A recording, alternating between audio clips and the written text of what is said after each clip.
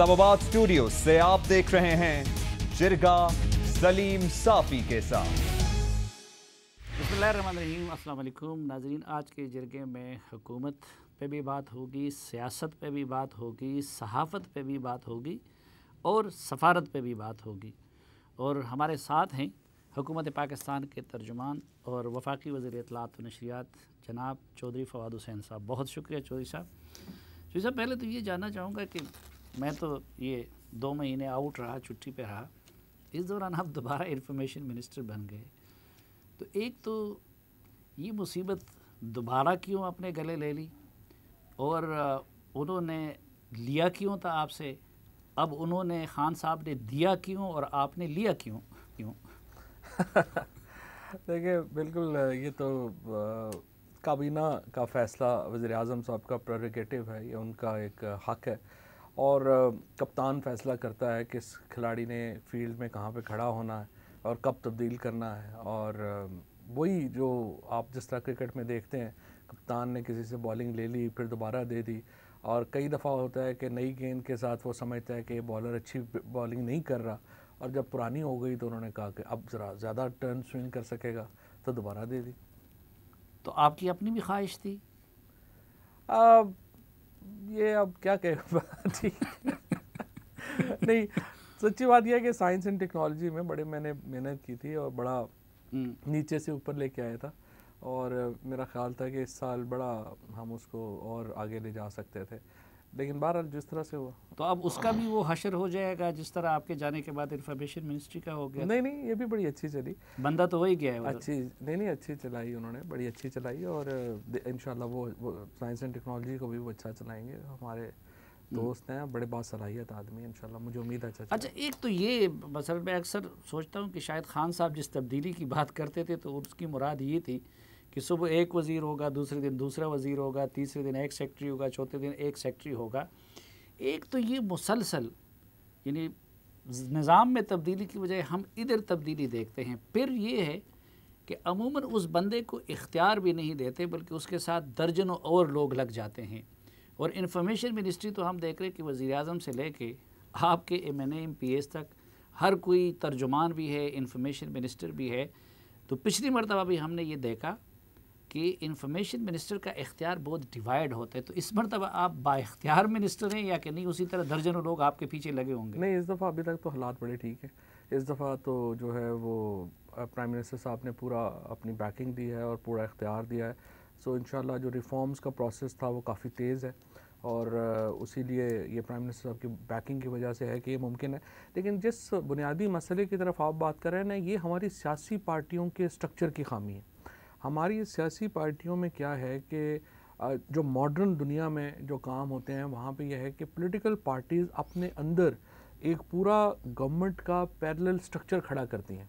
वहाँ पे फाइनेंस के लोग बैठे होते हैं, वहाँ प्लानिंग के लोग बैठे होते हैं, खारजा के लोग बैठे होते हैं, इंटीरियर के लोग बैठे होते हैं, सिक्योरिटी के, वो अपना अपना काम कर रहे होते हैं।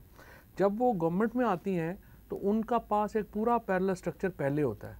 हमारे यहाँ जो पॉलिटिकल पार्टीज़ का स्ट्रक्चर नहीं है, और जब आप हुकूमत में आते हैं तो फिर आप शुरू करते हैं सारा A to Z, जिसकी वजह से बुनियादी, और मैं हमेशा आपके भी प्रोग्रामों में, और आपको पता है जब हम बाहर भी बात करते हैं और हम ये एम्फेसिस करते हैं कि जब तक सियासी जमातें अपना स्ट्रक्चर ठीक नहीं करेंगे, इंक्लूडिंग PTI, ये जो प्रॉब्लम जिसकी तरफ आपने इशारा किया है ये बरकरार रहेगा। नहीं, लेकिन हमने देखा पीपल्स पार्टी के दौर में अगर कायरा साहब वज़ीर थे तो बस वो वज़ीर थे, उनका काम था।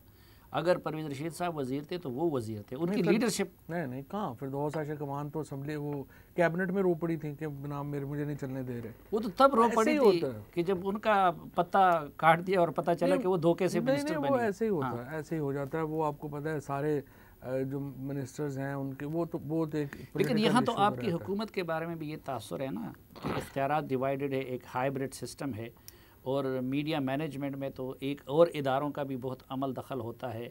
और फिर यहाँ पे जिस तरह मसलन एक्स MD PTV को भी साथ मुशीर लिया होता है, TV चैनल के मालिकान को भी। तो इस मरतबा क्या आप, कल BBC में भी आपने दावा किया इंटरव्यू में कि मैं एक बाइख्तियार मिनिस्टर हूँ, तो आप एक बाइख्तियार और बाखबर इंफॉर्मेशन मिनिस्टर हैं इस मरतबा? अल्हम्दुलिल्लाह। इस वक्त देखिए मसला, इस वक्त एडवांटेज जो मुझे है सच्ची बात यह है कि बिल्कुल आपने जैसा से कहा, हमारे मुल्क में फ़ौज का ये इक़्तिदार रहा है और उसकी वजह से एक वहाँ पर आपने जो माजी में जो हमने देखा है उसमें एक रोल जो है वो रहा है। लेकिन इस बार जो है चूँकि प्राइम मिनिस्टर साहब का एक पूरा एतमाद जो है वो मुझे हासिल है और मेरे जो है वो ज़ाती तौर के ऊपर भी बहुत अच्छे ताल्लुकात हैं महकमों से भी और इदारों से भी। सो इस वक्त जो तमाम फ़ैसला साजी है वो इंफॉर्मेशन मिनिस्ट्री के पास है। लेकिन आप ख़ुद भी किसी ज़माने में जर्नलिस्ट रहे हैं, एंकर भी रहे जी हैं, जी।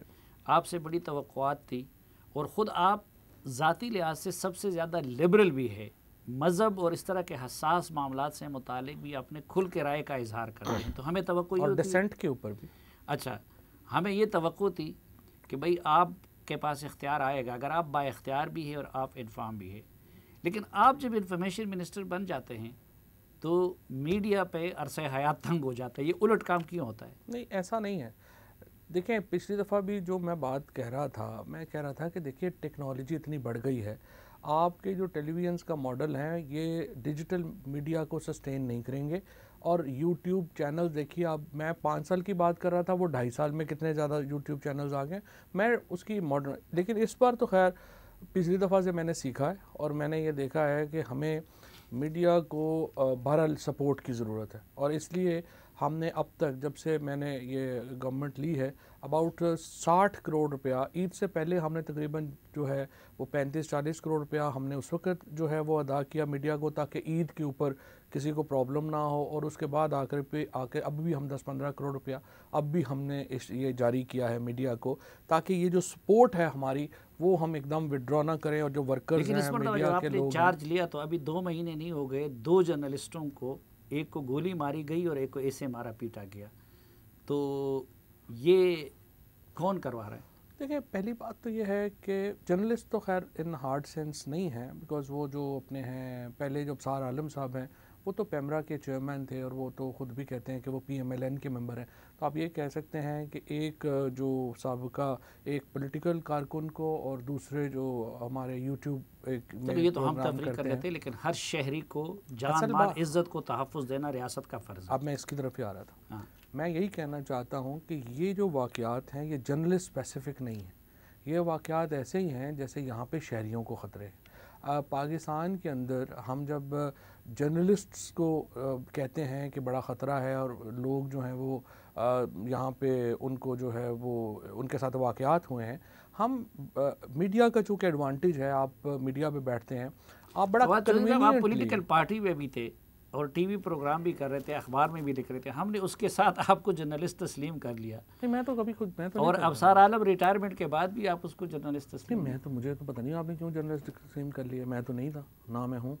मैं तो वो एक एनालिस्ट के तौर के ऊपर प्रोग्राम कर रहा था। तनख्वाह तो लेते थे ना? देखें, पहली बात तो ये है कि मैं तो एज एन एनालिस्ट काम करता। एनालिस्ट का काम बिल्कुल और है, जर्नलिस्ट का काम थोड़ा सा और है। जर्नलिस्ट का काम फैक्चुअल रिपोर्टिंग है जो वो करते हैं। अच्छा, दूसरी जो इम्पॉर्टेंट बात मैं आपसे ये कहना चाहता हूँ कि जो आप मिक्स कर देते हैं ना कि जर्नलिस्टों को पाकिस्तान में बड़ा ख़तरा है, ये पाकिस्तान में एक वक्त में सारे शहरियों को ख़तरा रहा है। यहाँ तो देखिए बेनज़ीर भुट्टो शहीद जैसी जो वज़ीर आज़म है वो शहीद हो गई, उनके ऊपर टेररिस्ट अटैक हुआ।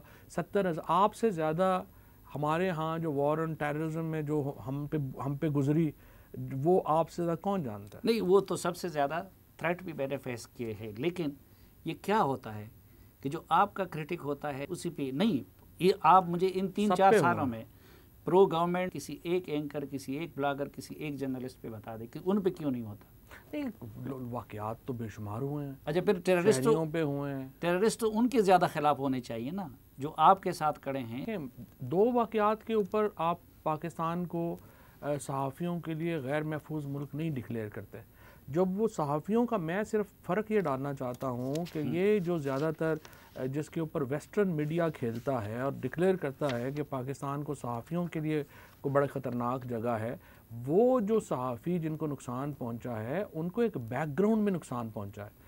जो फील्ड जर्नलिस्ट और बहुत सारे ऐसे लोग जो आपके बड़े करीबी दोस्त थे वो शहीद हुए हैं, वो टेररिस्ट वाक़यात में शहीद हुए। लेकिन फवाद चौधरी साहब, सैकड़ों शहीद हो गए, इंटरनेशनल इदारों ने सबसे ख़तरनाक मुल्क करार दे दिया। आपकी हुकूमत आने के बाद 1 दर्जन के करीब शहीद हुई। अभी रिसेंटली सिंध में हुआ था, आपने भी उसके खिलाफ बहुत आवाज़ उठाई। फिर ये कि किसी केस का ताक़ुब नहीं होता, बाकी दुनिया में भी होते हैं लेकिन रियासत ऐसा नहीं है ना। ये देखिए, मैं यही प्रॉब्लम आ रही है, प्रॉब्लम ये आ रही है, आप 97% केसेस जिनमें पता है एग्जैक्टली कि हमें बैकग्राउंड क्या हुआ, लोग मारे गए, हम उन 97% केसेस को तो इग्नोर कर देते हैं। जो 3% केसेस हैं जिसके ऊपर इन्वेस्टिगेशन कंक्लूड नहीं होती, उनको लेके हम इदारों के पीछे पड़ जाते हैं। ये परसेप्शन जो पाकिस्तान की बना दी है, जिसमें पाकिस्तानी मीडिया का अपना बहुत बड़ा रोल है, उन्होंने इंटरनेशनल मीडिया के सामने जो पाकिस्तान की जो परसेप्शन बना दी है वो ये बना दिया है कि ये जो सारे लोग यहाँ पे शहीद हुए हैं, ये जो लोग जो मारे गए हैं, ये सहाफ़त में एस्टेब्लिशमेंट को चैलेंज करते हुए इनके साथ ये हुआ। ऐसा नहीं था। 97% लोग जो यहाँ पाकिस्तान में जिनको नुकसान पहुँचा है वो वॉर ऑन टेरर के ख़िलाफ़ लड़ते हुए पहुँचा है। और जब आप ये बात करते हैं, आप ये बात मत इग्नोर करें कि पाकिस्तान की फ़ौज ने, पाकिस्तान के जो हमारे सिविलियंस हैं, इन्होंने कितनी बड़ी कुर्बानियाँ दी हैं उसके ऊपर। तो ये जब हम मिक्स कर देते हैं, अमेरिका का डैनियल पर्ल इधर मरा है, आज तक वो उसका ताक़ुब कर रहे हैं। अभी आप देखें कि अदालत से उसका कातिल छूट गया तो अमेरिकी उसके पीछे पड़े हुए हैं।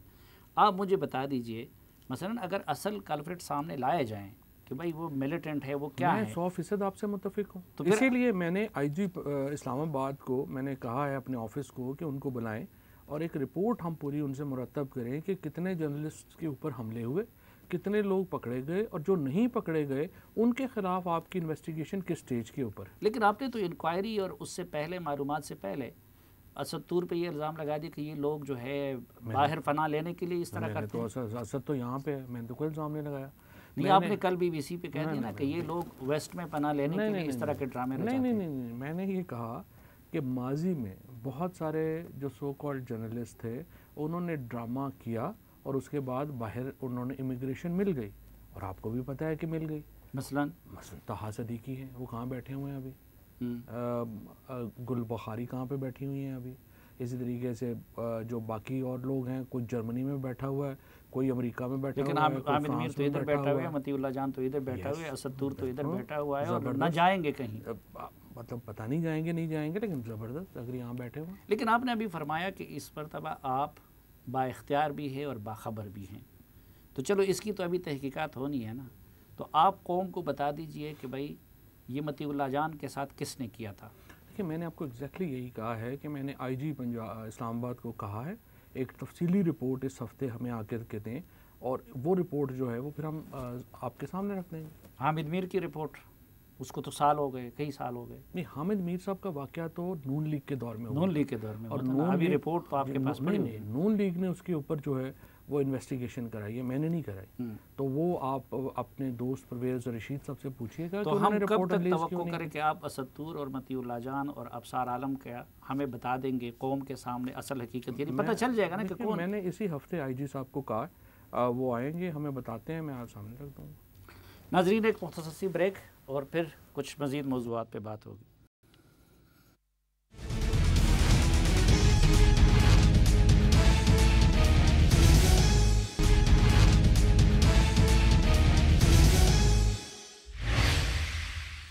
एक बार फिर खुशामदीद आपको जरगे में। हमारे साथ हैं वफाकी वज़ीर इत्तलात व नशरियात जनाब चौधरी फ़वाद हुसैन साहब।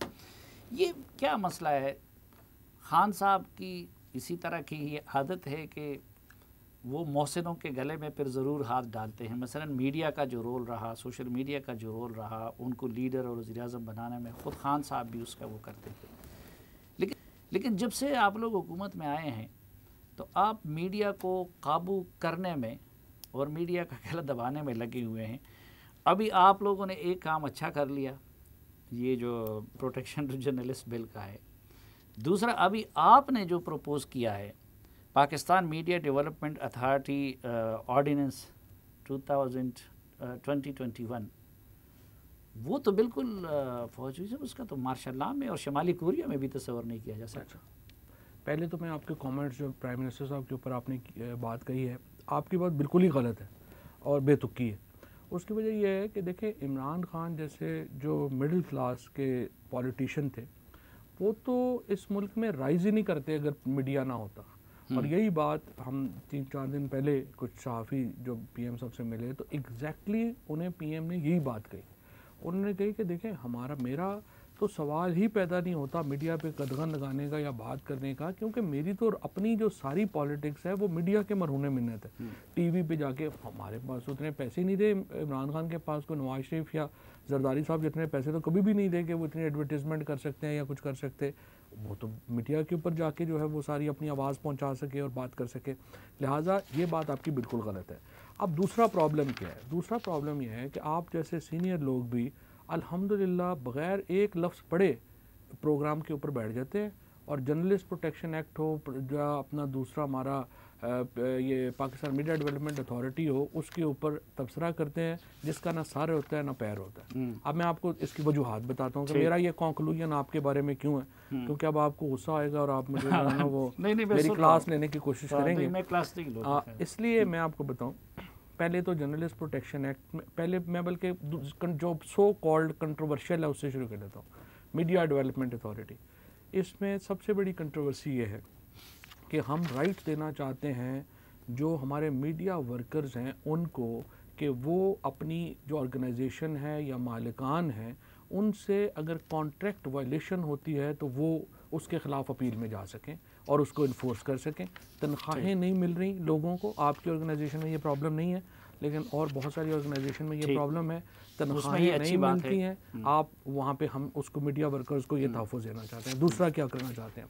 दूसरा प्रॉब्लम ये है कि इस वक्त हमारी प्रेस काउंसिल है जो कि अखबारों को डील करती है, उसके बाद हमारा पैमरा है जो इलेक्ट्रॉनिक्स को डील करता है, और पीटी है जो सोशल मीडिया को डील करती है। मसला ये है कि जो आपका मोबाइल फ़ोन है यही आपका अखबार है, यही आपका टीवी है, यही आपका जो है सोशल मीडिया है।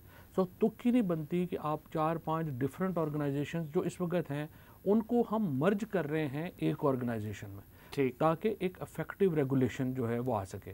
तीसरा यहाँ पे हम जो मर्ज करके उसका सरबराह जो है एक ग्रेड 20 या 21 का अफसर होगा। नहीं, ये तो MP2 MP3 बाहर से लेंगे, और अपॉइंटमेंट का भी मैं आपको तरीका बता देता हूँ। और ये जो ड्राफ्ट आपके पास है, इसमें भी मैंने ये ड्राफ्ट जो आप लोगों को जो हमने भेजा है वो कंसल्टेशन के लिए भेजा है। इससे ज़्यादा ओपननेस क्या होगी? लेकिन ये आपका जहन बता रही है ना। नहीं, जहन बता रही क्या मतलब है? ये तो आइडियल है ना जो हमने आपको भेज दिया। अब आप कहते हैं कि नहीं ये तरमीम, इसमें ये तरमीम कर दें, हम उसके ऊपर बैठ जाएंगे, तरमीम कर लेंगे। अच्छा, अब चौथी बात इसमें क्या है जिसमें आप जो कंट्रोवर्सी मेरे ख्याल में जो आपको लगेगी या जिसके ऊपर बात कर, हम एक इसके अंदर एक पूरा जुडिशियल फोरम डाल रहे हैं जिसमें पैमरा के एग्जीक्यूटिव डिसीजन जो भी होते हैं, मसलन सलीम साफ़ी साहब ने ये बात कही है, आपको 10 लाख रुपया जुर्माना हो गया, आपके ख़िलाफ़ कोई आपके पास रेमेडी नहीं है सिवाय इसके कि आप हाई कोर्ट में जाएं और आर्टिकल 199 में पिटीशन दायर करें। हम ट्राइब्यूनल दे रहे हैं जिसमें आप पैमरा के फैसलों के ऊपर जो है वो अपील कर सकेंगे, और वो जो ट्राइब्यूनल है वो फॉर्मर जज हाई कोर्ट के अपील का दरमियान से एक हमारा अपील का हक ख़त्म कर दिया। वो इसलिए हमारी ये तजवीज़ है, वो इसलिए ये तजवीज़ है कि जो ट्राइब्यूनल हम अपॉइंट कर रहे हैं उसकी जो क्वालिफिकेशन है वो है टू बी अ जज ऑफ सुप्रीम कोर्ट। अच्छा, अगर आप उसके ऊपर अपील देना चाहते हैं हाई कोर्ट को तो अपील दे देते हैं। लेकिन साथ अब बदकिस्मती ये है, मैं यकीनन बड़ा नालायक आदमी पढ़ता नहीं हूँ, लेकिन इसको मैंने अंग्रेज़ी भी पढ़े और उर्दू भी, और ज़रा आज अपनी वजारत इत्तलात से पूछ लें, ये जो उर्दू तर्जुमा उन्होंने किया है, अगर इसमें उर्दू में गलतियाँ 500 से कम हो, बहुत गलतियाँ नहीं, और ऐसी चीज़ ना कि मैं कोई स्कूल का स्टूडेंट भी जो है ना वो ये काम नहीं कर सकेगा। मैं अगर कहे तो उधर वो लेकर कह दूँगा, तो एक तो अपनी मिनिस्ट्री को कहे ज़रा उनको थोड़ा सा उर्दू सिखा दे, ठीक है, और अगर कहे तो कुछ मिसालें दे देता हूँ कि ईमान के प्राइमरी का स्टूडेंट जो है ना वो भी इस तरह का उर्दू नहीं लिख सकेगा, और वो वाली एक चीज़ ये है।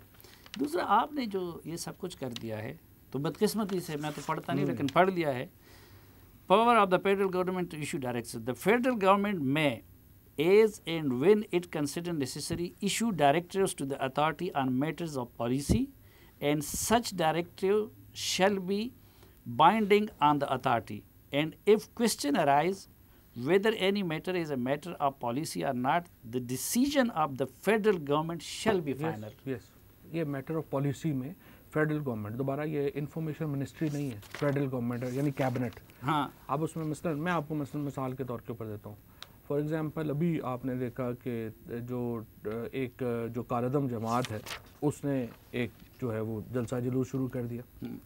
अब ये फेडरल गवर्नमेंट ने उसको कालदम डिक्लेयर किया हुआ है।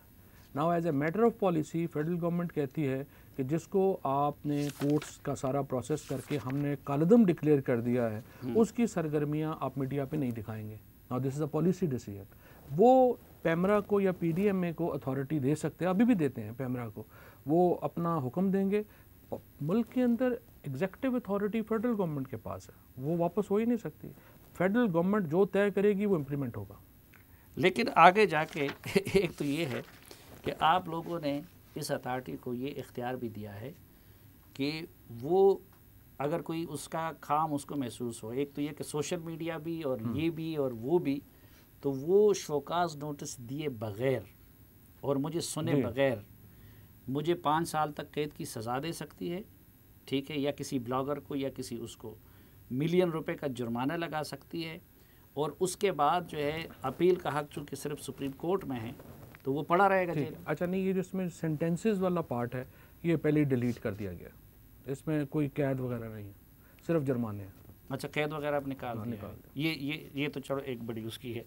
अच्छा, दूसरा ये जो आपने यहाँ पे लिखा है कि जिस बुनियाद पे उनके खिलाफ, एक तो ये कि ये जो आपने यूट्यूब चैनल के लिए भी, यानी मैं फिर वही कहूँगा कि ये इलेक्ट्रॉनिक चैनल्स तो आपके लिए इस्तेमाल हुए अल्हम्दुलिल्लाह, पीटीआई के लिए, खान साहब के फ्रेंडली इंटरव्यूज़ घंटे सोशल मीडिया में भी हमने ही शुरू किया। सोशल मीडिया में सब चीज़ें आप लोगों ने शुरू की। पहले उसका इस्तेमाल भी सबसे ज़्यादा आप लोगों ने किया, कोई शुबा नहीं, गालम गलूज भी सबसे ज़्यादा आपने किया। वो आपका इल्ज़ाम है, लेकिन ये हकीकत है कि सोशल मीडिया के ऊपर, और इसका क्रेडिट वैसे जाता है आरिफ अलवी साहब को। सदर अलवी साहब ने इसको जो है वो शुरू किया, पीटीआई को मॉडर्नाइज किया। हाँ, नहीं सिर्फ उसके बेटे ने, फिर आप लोगों ने सिंगापुर में सेटअप बनाए थे, फिर लंदन में सेटअप बनाए थे, जहांगीर तरीन का अलग था, उसका अलग था, ये सारे वॉलंटियर थे, बच्चे अब भी लगे रहते हैं। वॉलंटियरली चलो गालियाँ पलवा।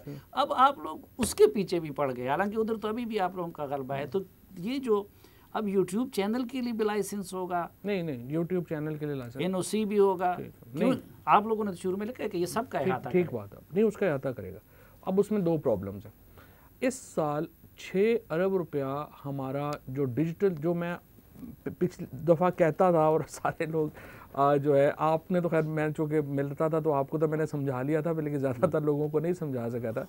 वो ये है कि मैं ये वाहिद बात थी आपकी जो मैं समझ मैं अर्ज़ कर रहा था कि देखिए हमारे यहाँ जो ट्रेंड चल रहे हैं, इसमें जो इश्तिहारात हैं या एडवर्टाइजिंग है वो डिजिटल मीडिया की तरफ चली जाएगी, और अल्टीमेटली हमारी जो फॉर्मल एडवर्टाइजिंग है वो छोटी हो जाएगी और ये इनफॉर्मल एडवर्टाइजिंग बड़ी हो जाएगी। इस साल 6 अरब रुपए की ये एडवर्टाइजिंग हुई है, हमारी डिजिटल एडवर्टाइजिंग। इसमें 1 रुपया भी हुकूमत पाकिस्तान को नहीं मिलता, ये सारा पैसा बाहर चला जाता है। अब मैंने FBR से भी बात की है, उनको मैंने ये कहा है कि इसको टैक्स नेट में लाने की ज़रूरत है। अब टैक्स नेट में तब आएगा जब हम जो रजिस्टर होंगे हमारे पास, इस साल हम 20 करोड़ रुपया रख रहे हैं मिनिमम डिजिटल एडवर्टाइजिंग का, गवर्नमेंट ऑफ पाकिस्तान का। अब ये 20 करोड़ रुपया मैंने देना है। अब ये 20 करोड़ रुपया मैं किन को दूँ? क्या मैं फ़ॉरेन कंपनियों को दे दूँ जो 1 रुपया भी पाकिस्तान के अंदर इन्वेस्ट ना करेंगी? इसलिए आपने उस पर जो है ना फीस पे रखा है आपने, और फीस कम बढ़ाने का इख्तियार भी अथॉरिटी को जाहिर है। नहीं तो मैं अगर उधर से कमाई कर रहा हूँ, एक तो ये कि आपने इधर मुझे चैनल से निकाल दिया, उधर मैं चला गया, नहीं आप चले गए, ठीक है, तो मैं टैक्स तो दे रहा हूँ ना, मेरा तो थ्रू बैंक आ रहा है ना। नहीं यही प्रॉब्लम आ रही है। और गूगल वगैरह से तो सारी चीज़ें थ्रू बैंक आ रही है, तो उसके इजाफी टैक्स आप फीस क्यों ले रहे हैं? आपका यूट्यूब चैनल है, उसके दरमियान इश्तिहार चलते हैं, आपका उन इश्तिहारों पे कोई कंट्रोल नहीं।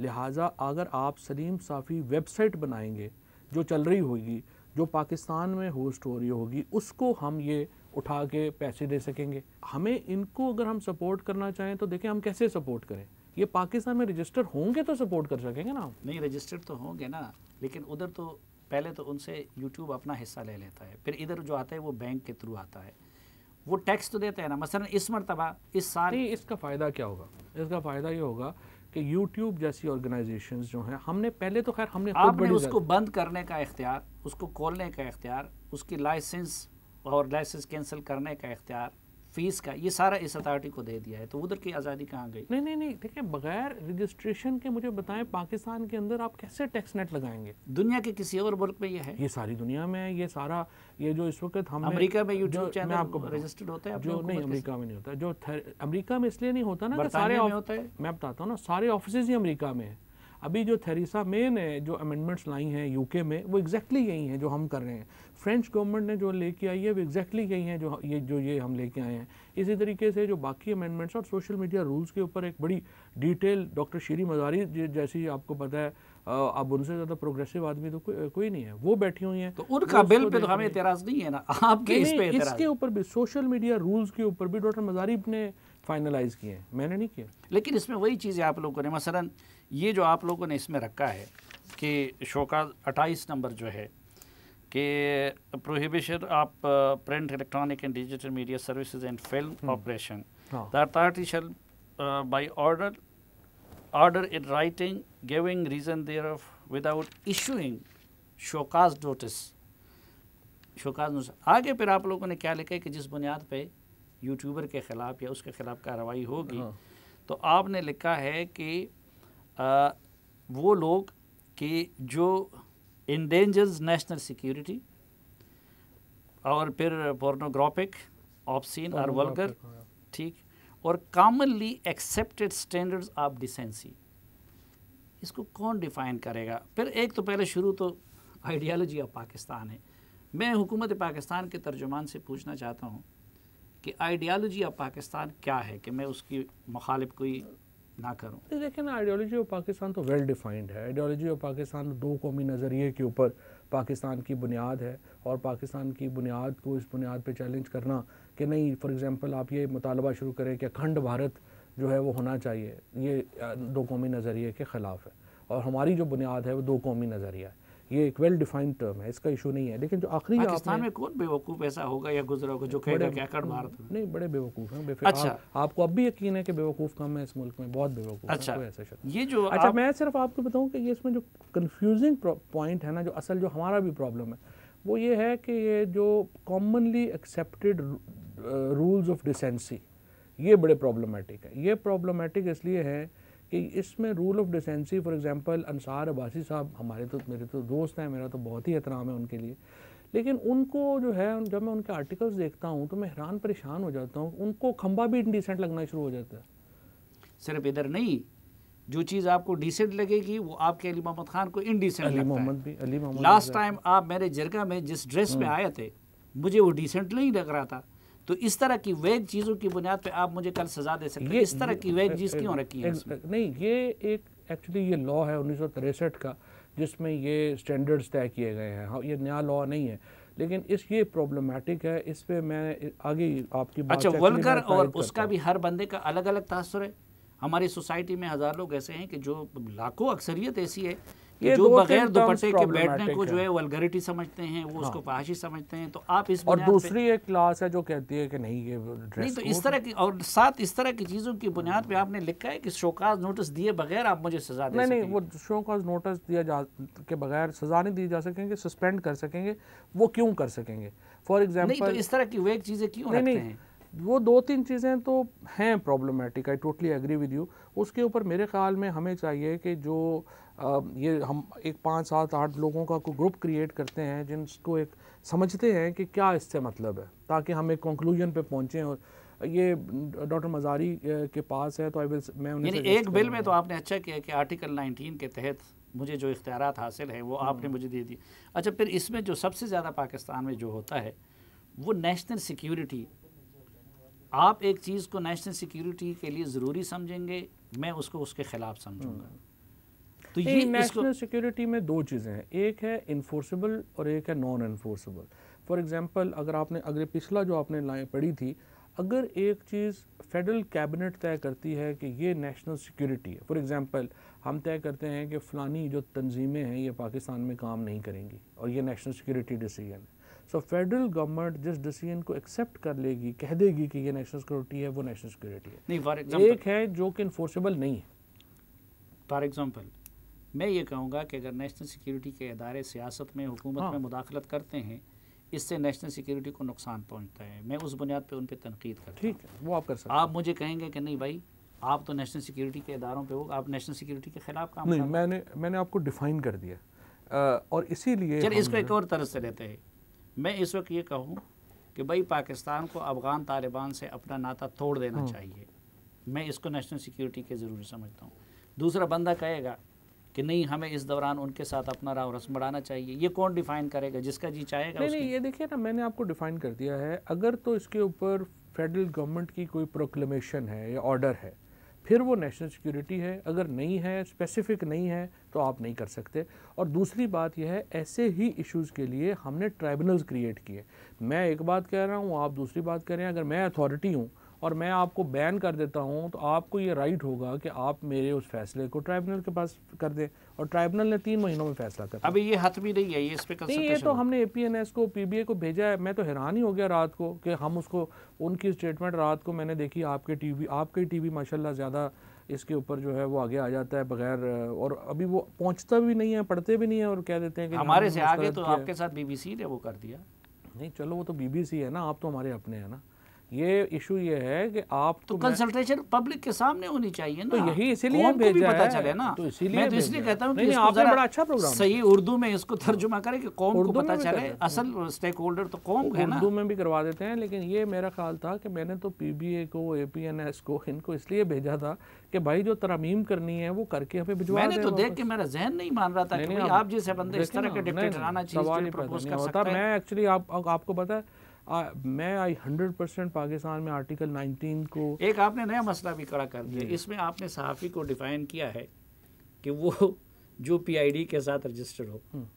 तो ज़रा सहाफ़ी की तारीफ़ भी कर लीजिए। कल आपने जो है तलत हुसैन जैसा, जो मैं अपने आप से कई गुना बड़ा सहाफ़ी समझता हूँ, आपने कल उनको भी सहाफ़ी मानने से इनकार किया। मैं तो आपको अच्छा खासा समझता था। हाँ, नहीं, मैं उनको जो है, मैं तो खैर सबको, लेकिन उसको अपने आप से। लेकिन तो सहाफ़ी की डिफिनीशन क्या है? नहीं, देखिए, ये हमने कोई, ये जो प्रिविलेजेस हैं, आपने किसी को प्रिविलेज देना है। फॉर एग्जांपल, मैं जो इस वक्त वर्किंग जर्नलिस्ट हैं उनको मैं शामिल करना चाहता हूँ हाउसिंग स्कीम्स में।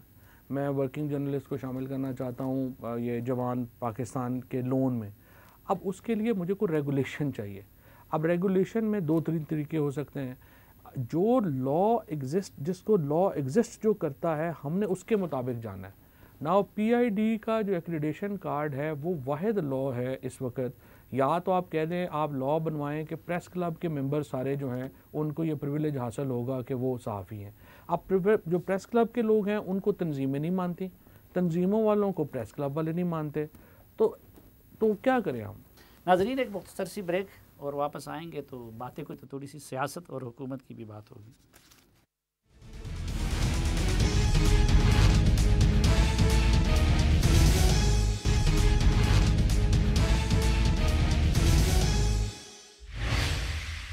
एक बार फिर खुशामदीद आपको जिरगे में। फवाद साहब, वक्त बहुत कम है और मसाइल और इश्यूज़ बहुत ज़्यादा हैं, लेकिन ब्रीफली अगर आप मुझे बता दें। ख़ुद आप लोग भी कहते हैं बड़े बड़े मसाइल, इसके लिए कौमी हम आहंगी की ज़रूरत है, लेकिन आपकी हुकूमत का एक ही काम नज़र आता है, लड़े हर किसी से लड़े। क्यों? देखिए, कोई ऐसा नहीं लड़ना चाहते हम तो। एक तो फ्रेंकली समझ नहीं आ रही इस वक्त, तो समझ नहीं आ रही कि लड़ना किससे है। चूं का मुरब्बा बना हुआ है PDM, उसका ना सार है ना पैर है। मैंने तो सुबह शहबाज शरीफ साहब जो फजलुर रहमान के पास जाते हैं, कभी किधर जाते हैं, मैंने तो मशवरा दिया है कि पहले नून लीग को तो इकट्ठा कर लें, पता तो चले आपका जो है वो सार कौन है और दुम कौन है। तो आप लोग भी पहले PTI को तो इकट्ठा करें ना, जहांगीर तरीन और वो लड़ रहे हैं, शहजादा अकबर और वो लड़ रहे हैं। कोई वो उस लड़ाई का कोई चक्कर ही नहीं है। क्यों नहीं है? लड़ाई क्या होती है? अभी तो उन्होंने एक दूसरे के खिलाफ मुकदमा दर्ज नहीं किया, अब तो शहजादा अकबर ने आपके PTI के MPA के खिलाफ। नहीं, वो तो अलग बात है, लेकिन PTI में एक लीडरशिप का ऊपर तो कोई दो तजाद नहीं है ना। इमरान खान की बात हतमी है, इवन जहांगीर तरीन भी कहते हैं इमरान खान की बात उधर भी नवाज शरीफ, जरदारी, मौलाना की बात अपनी पार्टियों में हतमी है। कुछ भी नहीं, अभी तो पॉलिसी नहीं समझ आ रही किसकी चल रही है। नवाज शरीफ की चल रही है, शहबाज शरीफ की चल रही है, किसकी चल रही है। अच्छा, दूसरी बात यह है कि देखें, हम, मेरे नज़र में हुकूमत को और अपोजिशन को लाजमी तौर के ऊपर बड़े मसाइल के ऊपर गुफ्तगू करनी चाहिए। अब मसला कहाँ पे आता है? ये बात प्राइम मिनिस्टर साहब ने भी की है, ट्वीट उन्होंने किया, और उन्हें इलेक्टोरल रिफॉर्म्स का बिल पेश किया हमने। प्रॉब्लम वहाँ आ जाती है जब अपोजिशन अपने 10 केसेस को लेके बैठ जाती है हर जगह। आपने फैटफ के बिल के ऊपर जाएं, वो कहते हैं पहले हमारा नैब का ख़त्म करें। आप उनसे कहें इलेक्टोरल रिफॉर्म्स, वो कहते हैं पहले नैब। ये जो उन्होंने अकाउंटेबिलिटी के ऊपर हमारा एक सीरियस प्रॉब्लम है। हमें देखें, लोगों ने वोट दिए हैं अकाउंटेबिलिटी के नाम के ऊपर। लोगों ने कहा इतने पैसे ये बाहर ले गए, अब लोग अपना करें पंजाब के एंटी करप्शन से या फिर अली जफ़र से, और उनका करे उस नैब से। कोई भी बिल्कुल गलत बात है। जो प्रोसीडिंग्स हुई, चाहे वो जहांगीर तरीन हो, चाहे अलीम खान हो, चाहे सफ्तान साहब हो, चाहे बाबर अवान हो, देखिए आप कंपैरिजन नहीं कर सकते। वो 30 साल इक़्तिदार में रहे। हमारे तो ये 4-5 लोग थे, वो भी ऐसे फजूल केसेस में जो है वो लगे के साथ या शाहजादा अकबर वगैरह के साथ। नहीं, मेरा तो देखिए, मेरा तो बड़ा एहतराम का ताल्लुक है जहांगीर तरीन साहब के साथ। लेकिन जहांगीर तरीन साहब का भी ये हरगिज़ ये मुतालबा नहीं हो सकता कि आप मेरे से सवाल ना पूछें। ये जो, और शहजाद अकबर अपनी तरफ से कुछ नहीं कर रहा होता। वैसे तो हमारे केपी उसकी की नौकरी बहुत बुरी है हालत है, लेकिन आप नहीं समझते कि पंजाब में आप लोग बुरी तरह फेल हो रहे हैं और आपके इन MPs के ग्रीवेंसेस जेन्युइन हैं। देखिए, मेरे ख्याल में पॉलिटिकल और एडमिनिस्ट्रेटिव कोऑर्डिनेशन जो है ना वो बेहतर होना चाहिए। और वो बहुत सारे ऐसे मसाइल हैं। इस वक्त PTI को बहुत कोई अपोजिशन से कोई बड़ा ख़तरा नहीं है, अपने आप से ख़तरा है। हमारे जो पॉलिटिकल और एडमिनिस्ट्रेटिव अगर हमारी कोऑर्डिनेशन बेहतर हो तो PTI का जो इस वक्त हुजम है हमारा, देखिए ना 1100-1200 सीटों पे इलेक्शन है पाकिस्तान में। PTI के अलावा तो कोई इस पोजीशन में नहीं है कि पूरे पाकिस्तान में कैंडिडेट खड़े कर सके। ये तो नून लीग वाले तो सेंट्रल पंजाब से बाहर नहीं जा सकते, पीपल्स पार्टी वाले इंटीरियर सिंध से बाहर नहीं जा सकते। जो हमारा हुजम है उसको देखते हुए ये मसाइल जो हैं इनको हमें, मैं अगर ये कहूँ इस वक्त की हुकूमत को हुकूमत से और अपोजिशन को अपोजिशन से ख़तरा है, ठीक नहीं होगा। आपने एक अच्छा जो है वो आई वुड से एक अल्फाजी अच्छी इस्तेमाल किया, हमें किसी से ख़तरा नहीं। अपने आप से नहीं है, अपने आप से तो हर शख्स को ख़तरा होता है। हाँ यानी खान को खान से, बुजदार को अपने आप से तो खतरा होना चाहिए। को PTI ये रियलाइजेशन होनी चाहिए आपको कि आपको अपने आप से खतरा होता है। PDM का सारा सत्यानाश किया जरदारी साहब ने, आपका अभी अपने लोग जो है वो कर रहे हैं। देखिए जी, सिंपल बात है, अगर आप सही फैसले करेंगे आपको उनका रिवॉर्ड मिलेगा, गलत फैसले होंगे उसकी आपको कीमत देनी पड़ेगी। मुझे उस दिन मियां आमिर महमूद साहब ने बड़ी एक अच्छी लाइन, मौलाना वो कह रहे थे कि गालिबन मौलाना मौदूदी साहब ने लिखी है कि उन्होंने कहा कि गलतियाँ बांझ नहीं होती, जो गलतियां हैं वो बच्चे देती हैं। फिर जो भी आप गलती करेंगे, तो आप जो इतनी गलतियां कर रहे हैं ये तो पता नहीं कि क्या होगा आखिर इसका। जो नहीं, हम संभाल भी रहे हैं, काफ़ी संभल गई हैं। आप देख रहे हैं इकोनॉमी को। अच्छा, अभी चूँकि रिसेंटली आप लोगों को उस पर ब्रीफिंग मिली है, अफगानिस्तान में जो कुछ हो रहा है हमारे हक़ में बेहतर हो रहा है, ख़राब हो रहा है? मेरा ये ख्याल है कि अभी तो बड़े पेचीदा है हालात, लेकिन हमारे लिए एक रोशनी की किरण ये है कि हमारी जो इस वक्त कोऑर्डिनेशन है अमेरिका के साथ और दीगर ममालिक जो चाइना है और रशिया है वो काफ़ी अच्छी है। और इस वक्त जो काबुल के असल इस वक्त सबसे जो बड़ा मसला हुआ है वो जो काबुल के अंदर जो दो बड़े प्लेयर हैं उनकी ज़िद की वजह से इस वक्त एक सिचुएशन जो है वो बनी हुई है। बट इस वक्त जो आलमी राय आमा है वो पाकिस्तान के एक जो बड़ा प्लेयर है अशरफ गनी, वो मुसलसल इल्ज़ाम लगा रहे इस वक्त भी कि पाकिस्तान तालिबान को मुसल्लत करना चाहता है। हमने क्या नहीं किया अब तक काबुल के लिए। जो प्राइम मिनिस्टर साहब वहाँ पे गए, उसके बाद आर्मी चीफ गए, DGI गए, हमने खुल के हर ताउन उनके साथ किया है। लेकिन अगर अशरफ गनी साहब को अब भी लगता है कि पाकिस्तान जो है उनके लिए कम कर रहा है या उनको और हम मदद की ज़रूरत है, तो मेरा ख़्याल है उनको मीडिया में जाने के बजाय उन्हें प्राइम मिनिस्टर साहब से या जो हमारे जो मोहम्मद सादिक साहब हैं जो वहाँ के हमारे स्पेशल रिप्रेजेंटेटिव हैं उनसे बात करें। कोई ऐसी ख्वाहिश है पाकिस्तान की? क्योंकि जनरली मीडिया में या हमारे राइट विंग में या इवन लेफ्ट विंग में भी, इवन आपके लीडर माजी में तालिबान के हामी रहे हैं, तो अफ़गानिस्तान में इस बुनियाद पर यह परसेप्शन है कि पाकिस्तान दोबारा तालिबान की इमारत इस्लामी चाहता है। हुकूमत पाकिस्तान की देखिए, नहीं, हमारी क्या ख्वाहिश है? हमारी तो ख्वाहिश ये है कि इस काबुल के अंदर एक इस्तेहकाम आना चाहिए और जो ट्रांजिशन हो वो पुरअमन हो, क्योंकि जब भी काबुल के अंदर ट्रांजिशन पुरअमन नहीं होती उसके असरात जो हैं हम पर आते हैं। तालिबान की माजी की तरह हुकूमत नहीं चाहते हम काबुल के अंदर एक मुस्तहकम जमहूरी हुकूमत चाहते हैं। अच्छा, अमरीकी अड्डे मांग रहे हैं हमसे? बिल्कुल भी नहीं, अमरीकी हमसे अड्डे नहीं मांग रहे। अभी तो उन्होंने फैसला करना है, उन्होंने एक आध अड्डा वहाँ पे अफगानिस्तान में रखना है या नहीं रखना, ये तो अभी उनके अफगानिस्तान का और उनका मामला। तो ये खबरें सब झूठ थी? बिल्कुल झूठ थी। अगर मांगा तो हुकूमत पाकिस्तान देगी। देखिए, इमरान खान ने नहीं देना, बल्कि मैं आपको यहाँ पे ये भी बता दूँ कि यहाँ पे अगर पाकिस्तान में जो ड्रोन्स अटैक्स थे वो बिल्कुल इमरान खान की हुकूमत आने के बाद ख़त्म हुए, और उसके बाद सर्विलेंस खाली जो निगरानी हो रही थी वो भी ख़त्म हुई। तो ये इमरान खान की हुकूमत की बहुत बड़ी कंट्रीब्यूशन है कि जो एक सॉवरेनिटी के ऊपर मुसलसल हमारा ख़तरा था वो इमरान खान की हुकूमत ने आके ख़त्म किया। बहुत शुक्रिया जनाब चौधरी फवाद हुसैन साहब। वैसे तो जब अहम इश्यूज़ की तरफ हम आ गए तो वक्त ख़त्म हो गया, लेकिन इंशाल्लाह फिर आपको ज़हमत देंगे अगर आपको मना जरगे में आने से शिबली फराज साहब की तरह। हाँ जी नाज़रीन, इस उम्मीद के साथ कि आप जहाँ भी रहें खुश रहें, आज के जरगे से इजाज़त चाहता हूँ। अल्लाह हाफ़िज़।